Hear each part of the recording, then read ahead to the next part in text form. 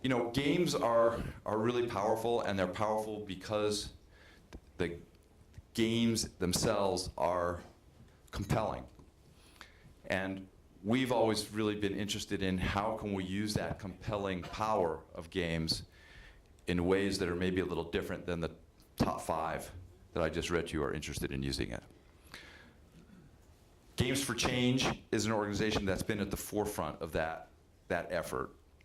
And really happy today to be able to introduce Emily Treat, who's their head of production. Emily?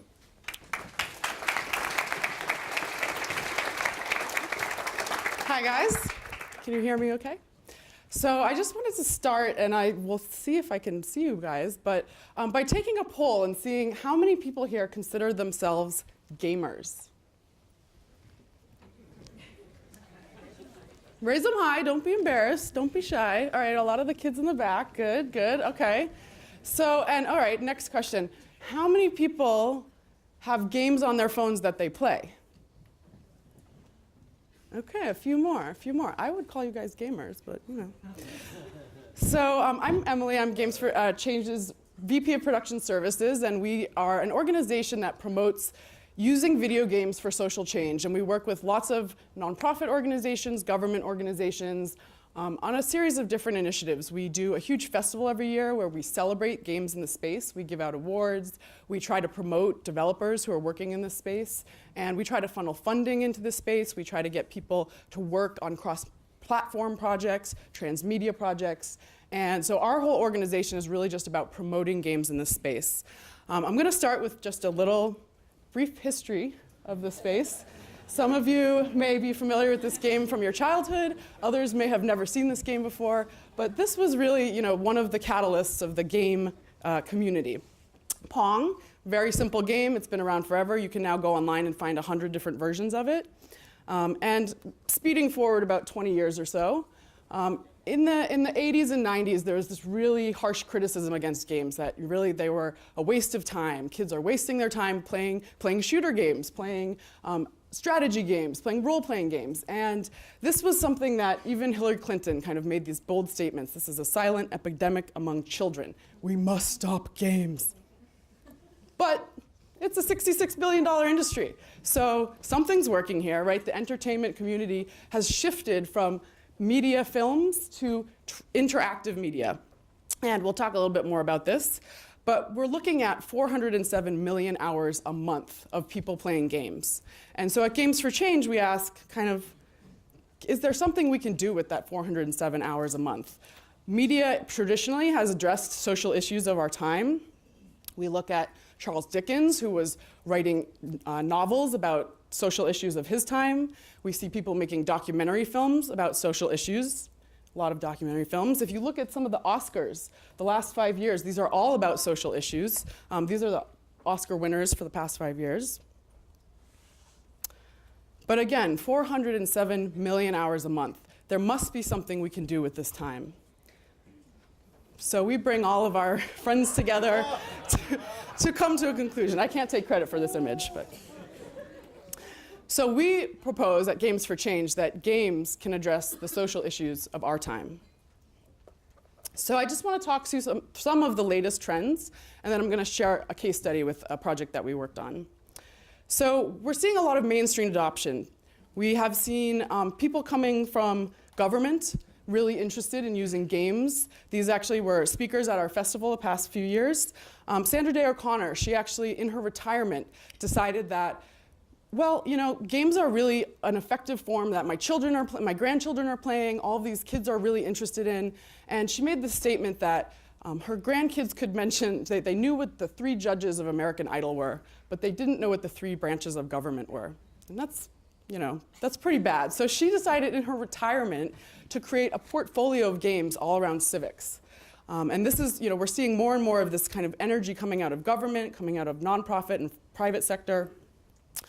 And we're seeing, you know, some kind of cool new trends coming out of that. If you guys are familiar with Facebook, there's a lot of games on there. You can add your money, you can buy things and purchase things.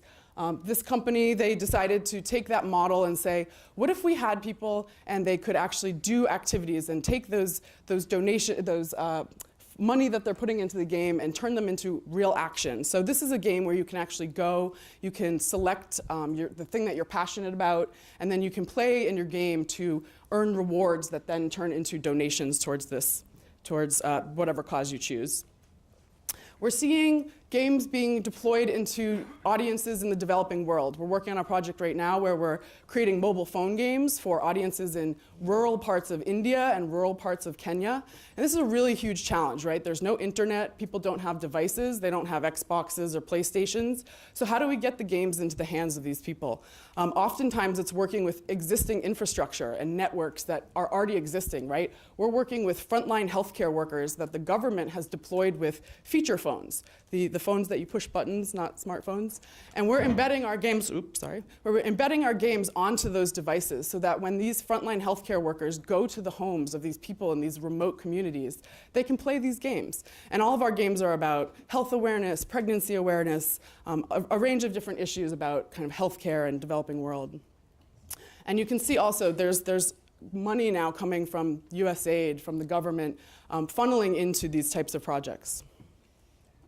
We're seeing a lot of youth-created games. So now there's this huge amount of tools that kids can go online and create games by themselves. If you guys haven't heard of these games and you're interested, GameStar Mechanics, Scratch, and Game Salad, these are all tools designed for children to create interactive media. They're free, they're drag and drop, they're really simple. The idea is they're taking the complexity of the coding and embedding that underneath, right? So the creativity becomes the sole purpose of this. If you want to get a little more complex, you can go into Java, Unity, the Unreal Engine. These are what professional developers are using to design their games. But you're seeing a lot of schools now adapting programs, after-school programs, design classes for students to take classes in game design. I teach a class for middle school students. We have a lot of fun doing fart noises and stuff like that. We're seeing a lot of transmedia stuff coming into the space. I'll talk in more detail about the Half the Sky project, which we worked on, but we're seeing Tribeca Film Festival is starting to invest in using transmedia and funding projects like that. The announcement earlier today of transmedia, this idea of can we add interactive media to these other forms of media to make them more engaging and more compelling. So just gonna go through some of the strengths of games. We talk a lot about how games can be bad for kids and they can be bad for learning, but there's actually a lot of great things that games can do. And even games, I would argue, even first-person shooter games are teaching people about strategy and collaboration. So there's a lot of 21st century skills that are coming out of even the games that are not built for education, or that sense. So why are these games so powerful? What are people learning in them? So one is that they're participatory. This is an action-oriented activity. You're not passive. You're not being fed information. You're seeking information out. You're grabbing information. We call it lean forward, right? This idea of the player is taking agency. They're controlling this experience. They're part of deciding how this experience ends. The second is role-playing, right? So this idea of you can take on a new persona. You can put yourself in someone else's shoes. A lot of the times these are fantasy-type environments, but think about how effective that could be for building empathy. There's challenges and rewards, and I think if I took a poll of the room of kind of how people define games, a lot of people say, well, there's rewards. You get some points and badges. And that's where we kind of try to draw the line between gamification and a game system, right? Gamification is, oh, you used your Starbucks card and now you get some extra points and you can redeem it at another Starbucks. Not super effective if there's a game system, and we'll kind of talk about how to build a game system in a little bit. But if there's a game system around it, the rewards become intrinsic and they become a much bigger motivating factor than just kind of getting points and getting badges. The other idea is that it's fun to fail, right? Games are a safe place to try things out that you wouldn't do in the real world, right? You're not gonna jump off a cliff in the real world. But in a game, you're like, what's gonna happen? Let's see, jump off the cliff. And then you start over, right? You get a new life. There's really not as many consequences. You might lose some points, but you can kind of jump back in where you left off. And this idea of being fun to fail is really important if you think about in a classroom setting where students are afraid to ask questions even. If you can give them a space where they can experiment and try things out and see those consequences and not have to feel that kind of fear of failure, it's an incredibly valuable teaching tool. Games can be social. We've seen a huge proliferation of games on Facebook and other platforms, and this idea of collaboration and competition. You're playing with your friends, you're playing against your friends. That can be an incredibly motivating factor. If you know that your friend is going to fail, if you fail, you're going to try harder. If you know that you're going to win and beat your friend, you're going to try harder. So there's psychological issues in hand here with this kind of social element, but we use it to our advantage, right? If you look at Farmville, you guys all know Farmville? Okay, it's a game where you play, it's playing agriculture, essentially. But what they did was they took this social element of, wait a minute, this friend of mine has more cows than I do. I need to go and plant my seeds so I can get some cows. It's really important because my friend's going to get more cows before I do. The social element is why Zynga has been so successful. Games as a service. So this is something that is relatively new. When I was a child, you go to an arcade, you put your money in, you play your game, you go home, or maybe you go to the prize booth and pick up some prizes. But this idea of games as a service, right? Games are now being built, and then they're maintained over a long period of time. We see games that have been sustaining audiences for over a decade, right? Some of these big, massive multiplayer games. But this idea of offering this service, continuing to put out content, it means that you can engage with players over an extended period of time. So if you think about that in contrast to someone who's reading a book, they read the book, they finish the book, they put the book down. If you watch a film, you watch your film, you say you love it, you leave, and no more film. But this idea of continual engagement, sustaining that engagement, is incredibly powerful for behavior change, awareness raising. These are kind of the things we think about and how to exploit that in a game experience to our advantage, obviously. The complexity. So games have complex systems. It's not just put your X and put your 0 and you win and this and that. There's a lot of things to think about. There's strategy, there's navigation. You have to think about collaborating with your team. You have to think about how you're going to get to one end result, and that might not be the end result. It's really building skills to get to that final piece. The interface and the rules and all of this kind of weaves into what we call a game system. And complex game systems are the ones that are really enriching, really engaging, and capture that audience. Bits and atoms is something that we talk about a lot in our space. So the idea is not just to raise awareness and play a game, but we really want to get people to move into the real world and take that action, whatever it might be. So depending on the game, depending on the content, you might have a direct call to action. And the idea is that you want to get your audiences from playing this game to making some kind of change in their life, whether it's a behavior change, whether it's awareness, learning a piece of learning content. But this idea of how do you translate this in-game digital space into the real world space? And in the film world, they call like breaking the fourth wall. You don't talk to your audience. But in our case, we want that. We want people to say, now that I've experienced this for pretend, I want to take it into my real life for real. And there's really great things going on with platforms that allow that. So if you think about phones that have GPS on it, there's now games that allow people to engage with real things in the real world. You can take a picture of a building, it goes into your game, you get some points for it. If you think about geolocation, you can do things at specific coordinates so that you can drive people to certain locations and get them to engage with certain things in those locations. So this is a great way of combining the digital space and the real world space and getting people to use these new technologies. Motivation, it's one we always talk about. A lot of teachers, I've worked in educational games for a lot of different game educational publishers, and they always talk about motivation. Well, kids love games, and so they'll be motivated. But the idea is using that psychology, using what intrinsically motivates an audience, and getting them to engage with your game against that. So, typical example, kids like to collect things. If you think about the Beanie Baby phenomenon and baseball cards, you don't want just one. No one's looking for one baseball card. You want all of them, this notion of collecting everything. So if you can use this kind of universal thing of collecting, and this might actually just be a United States phenomenon of whoever dies with the most toys wins, but the idea of you can use this universal idea of collecting things and use that as a motivation in your game. And you see it all over. You see people, people want to decorate their stuff and customize and things like that. And these are all motivators that we incorporate into a game experience. And then really building on that to create that desire to learn. And the last thing is the ubiquity, right? So when I was younger, there was the Nintendo, and everybody played Nintendo, and that was it. Now we have a ton of different game platforms. We have the web, we have social networks that people can play on. We have phones that people can play on, right? You can, do you guys play Words with Friends or any of these, kind of co-playing? And the idea is that you don't need to be in the same location, right? So I can play online, and I can play with someone across the globe, and we can have an interaction and an experience together, even though we're not co-located. And this idea of lots of devices and places to put games just means that there's more and more and more games coming out there. So I want to talk a little bit about a case study. This is a project we worked on the last 2 years at Games for Change. We have just received funding from USAID to do some additional work on this project. So it's an ongoing project, but it's a big transmedia project that we've been involved with.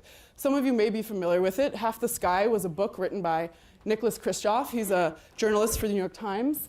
And he wrote this book all about women's empowerment and the issues that women face worldwide. And some of the concepts in it are incredibly dark, right? Domestic violence, genital mutilation, all sorts of things that not typically talked about, and certainly has not ever been addressed in a game before. And so the idea was, Nick wrote this book. They had a great documentary film that went with it, Show of Force, really dynamic documentary film team that put it together. They aired it on PBS, but they said, we really want to try to reach beyond the choir. This notion of his followers, the people who devoutly read his columns, also read his book. They also saw the documentary.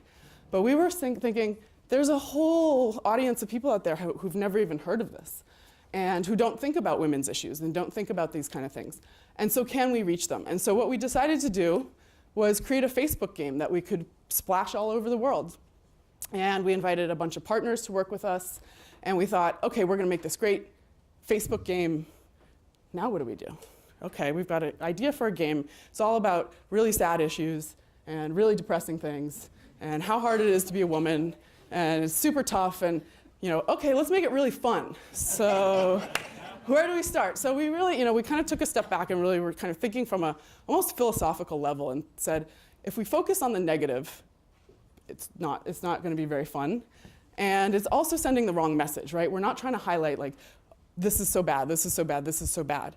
What we wanted to do was highlight where the opportunities were and highlight how you could move from a position of oppression to a position of empowerment within yourself. But then we thought, well, that's great, people can improve themselves, but we really want to get them active in their communities and active in the world and engaging and empowering themselves and their families. And so we really took that as kind of our main pipeline for the whole game, was moving from this position of oppression to opportunity. And how are we going to do this? So we had the book that had some really great stories, really engaging stories about real people and some of their struggles and some of their triumphs. And so we looked a lot at these stories. We talked to a lot of content subject matter experts. We talked to people in the field. We worked with a group of women based in Harlem who are victims of sex trafficking. We did a lot of background work to kind of figure out how are we going to put this together into something that makes that journey from oppression to empowerment. So naturally, we brought some designers in, and they made us lots of pretty art, and it was really great. And we all felt so happy, look at the pretty art. Oh, now we have so many characters, and it's great. But the thing is, we're kind of missing that core game system. And so then we kind of started talking about, well, what are these characters going to do in this world?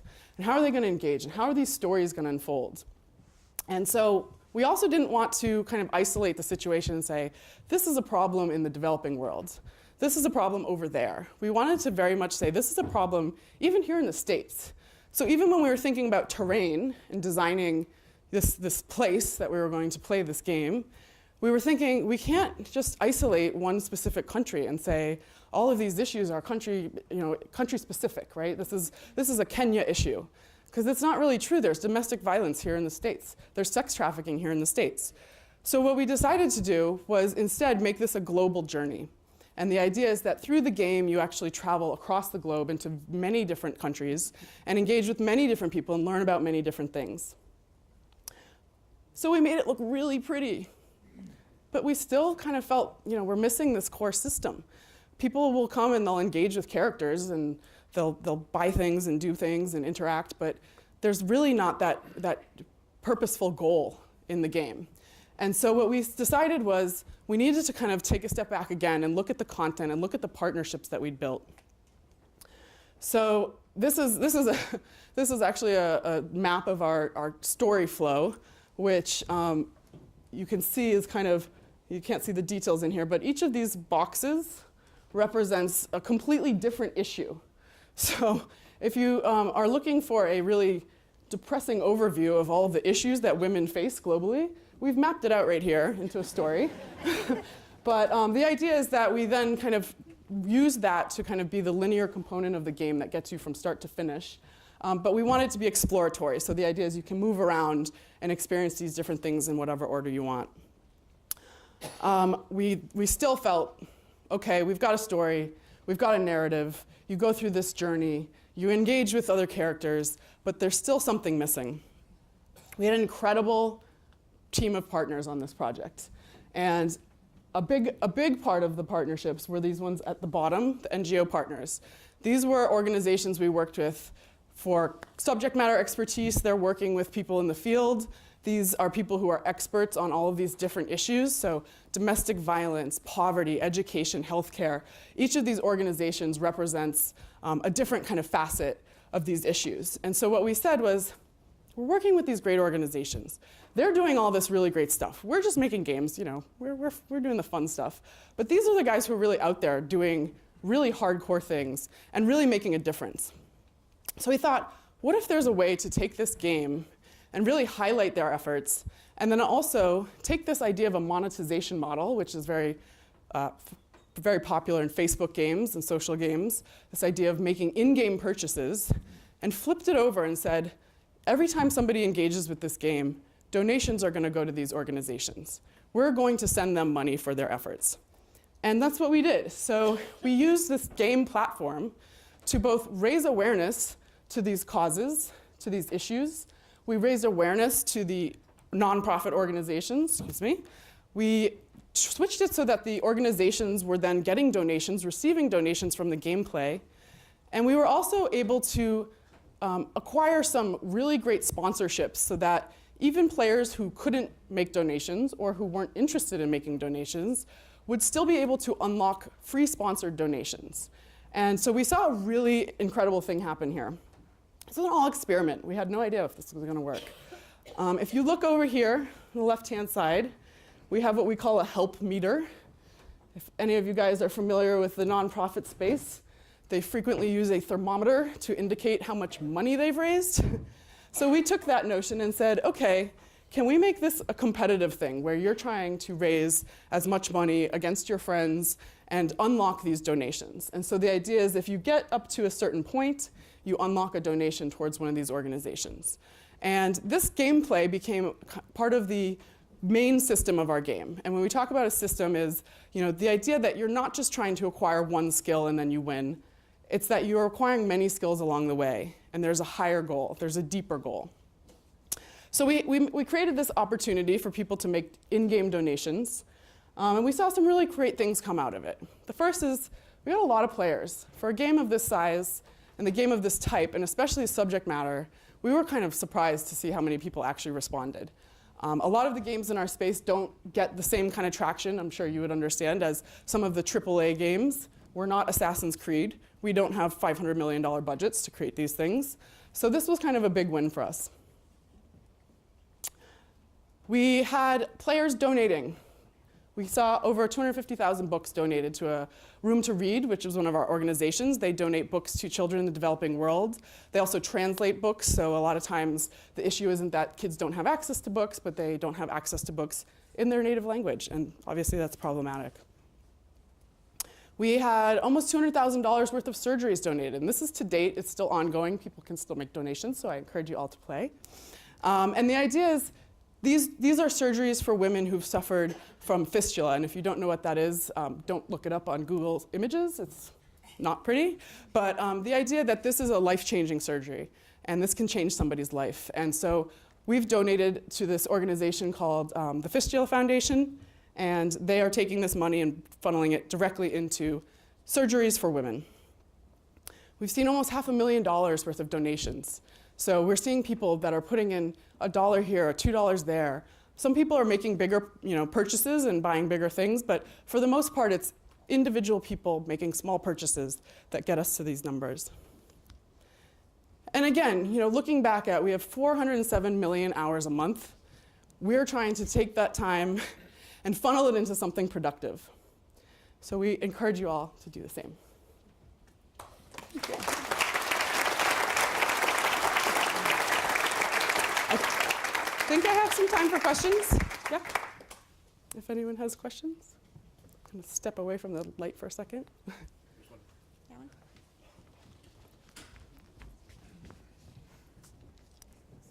Hi, thanks. You mentioned that you didn't have the super high budget that Assassin's Creed did. If you don't mind saying, what was your budget to create this game? Yeah, so I think in the end, including marketing, we were about 600,000. So we worked with an organization that's out of, not organization, a developer out of Montreal. They were actually on the more expensive end for us. Typically in this space, we see budgets ranging from like 50,000 to 250,000 is more typical. It's not to say that you can't make a great game in a weekend by yourself with one of those game engines that I showed you. There's a lot of great stuff out there that people have done for much lower costs. And we actually work with developers in India and other countries that do extremely low cost development. And so there's certainly a range. We actually wanted, in this case, to be able to say that our game could compete with commercial quality games. We wanted a high level of polish. We worked with a developer who had a lot of experience developing for Zynga and developing games for Facebook. And so we looked at them as kind of a model, right? We knew that that was kind of top tier. And we did a lot of fundraising. So this was budget that came not from our own organization, we're a nonprofit. So we did a lot of fundraising, we built partnerships to get that money to raise for that. Yes. Oh. Do you guys want to pass on this, Sam? Sorry. Okay, so you have a nice model and a worthy cause. What are your thoughts with regard to scalability of this? And what are your thoughts with regard to continuity over a long period of time? I know you can't say much about it, but you've obviously thought about it. Yeah, so in terms of scalability, it's something that we talk about a lot. So we work with a lot of organizations. Usually they come to us and say, we have a great idea for a game. They usually don't have any budget. And they will look for us for advice, right? Because they're not game developers themselves. Scalability and how you actually distribute your game is a huge issue, right? There is not a publishing space for these games. If you're a commercial game developer, you can go to a publisher, they do a nice marketing pitch for you, you publish your game, everyone makes money. In this space, there really isn't that, so scaling is, depending on your audience and your platform, is very important. We always talk about audience and platform as kind of defining factors. If your audience is in the US and they're on Facebook and they're teens and tweens, you can access them fairly easily. Most kids at this point have mobile phones, they're on the internet, they're engaging online. You want to meet them where the space is. If you start thinking about scaling to other countries, scaling kind of into new spaces, you have to think about localization issues. You have to think about cost of distribution. When we're distributing games in India and Kenya, we have to think a lot about how can we scale this without any cost to ourselves, because we don't have money in the budget for that. So we think about, okay, well, where are the existing infrastructures that we can latch ourselves onto?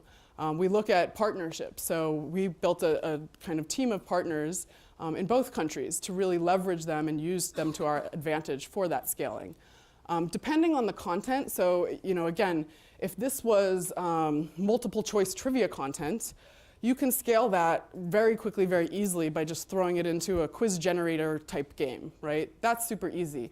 If you're talking about content, for instance, we covered 8 different topics. So just in terms of the content itself, the scale was an issue. So we kind of had to be very careful about how we wove that in and how we chose that. Another example, we're working on a project right now where we decided to create 5 apps, but then we found out that we had to translate it into 4 different languages. So now we're really talking about 20 apps. And scaling becomes a huge issue. So when we think about that, we look at how can we build a system architecture that allows for adding and removing content very easily? How do we build a game kind of format that allows for ripping out all of the text and throwing in the translated text very easily? We look at things like how can we take, if it's a mobile phone game, how can we take the basic pieces of a game system and replicate that and use those basic pieces, even if the content and things change. So there's a lot of things we do look at, but mostly we're thinking about who's the audience and how are they going to use it, what's that context of use, and then looking at kind of what the opportunities there are. But scaling often directly related to your budget. Maybe we'll do over here so you don't have to run first, and then we'll do you next. Thank you. I thought that was fantastic. I have a son who loves to game, and I keep him on all the sports games because I'm a pacifist and totally don't believe in first-person shooter games. And I'm wondering, so he's got all the sports games. Do you have obviously we're going to play Half the Sky together, but do you have other games that you could recommend for teens and tweens? So I know among my students that I teach, they love Minecraft. I don't know if you've heard of it.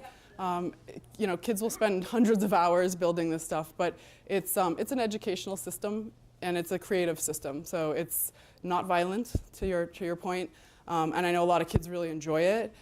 There's also, there's a lot of great games out there that are first-person shooters, but that are not violent. So there's a game called Portal, if you're not familiar with it. You actually use the same mechanic of pointing things around, but you're actually blowing holes through walls and then climbing through the walls, and it's actually a physics puzzle game. And that's been incredibly popular, and a lot of people like that too. So I would recommend those two. Thank you for that really coherent and inspiring presentation, and also I'm a big fan of Games for Change. You're a great organization. My question is kind of pragmatic. I'm wondering, you sort of said that you started out with this game thinking about how to move someone from the user, the viewer, the characters, from being oppressed to being empowered, and I'm wondering how you did that, and if the game ended up being a sort of didactic experience where people actually did themselves understand the situation of women better. So I'll repeat that if just in shorter words. How did we take this experience of moving from oppression to opportunity and make that engaging and not didactic? And what was the second part? No, I didn't say not didactic. Oh. That's all right with me. But Was it didactic? Well, is it didactic? And also, did you find that people gained a better understanding of these women's situations or women's situations globally? Gotcha. So the idea is, how did we take this narrative and build it in a way, and we were actually very intentional about not trying to be, this is the right answer and this is the wrong answer, because oftentimes in a lot of these situations, there's two bad choices. There's no good choice. And so we really wanted to reflect that the consequences involved with some of these choices were going to be bad no matter what. And we were very intentional building that into the story. The gameplay itself is played through a series of engaging with characters, and then you get to make choices, and then the choices branch into a storyline. We were also very careful, though, to not say, this choice is going to lead you to win, and this choice will lead you to lose. It's that the whole experience kind of leads you through a journey, and what you take of it is kind of what you want.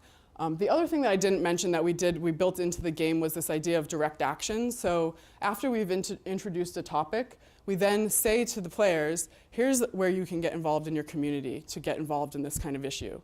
We point them towards organizations that are doing things.